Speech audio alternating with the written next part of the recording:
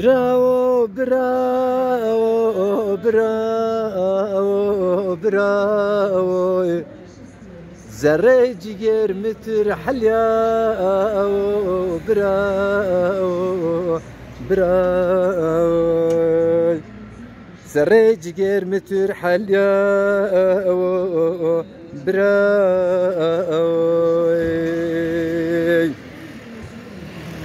تماهت بحلابين براو براو çiçek koy şeref din bravo bravo tümahet bhalabin bravo bravo çiçek koy şeref din bravo bravo والله حلاق راديون خبر مرقبا براو براو والله مجازنا براي مكشيا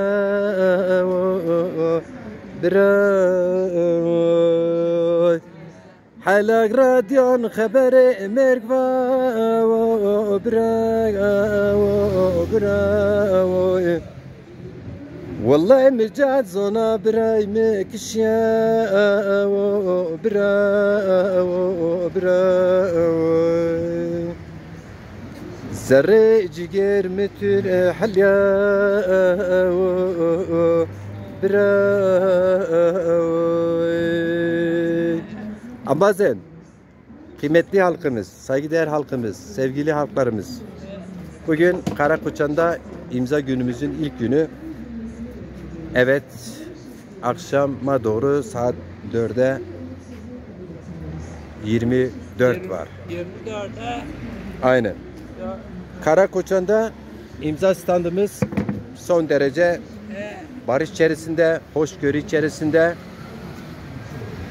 Zazaların ve Kürtlerin ortak sahip çıktığı bir imza günü. Gerçekten böyle.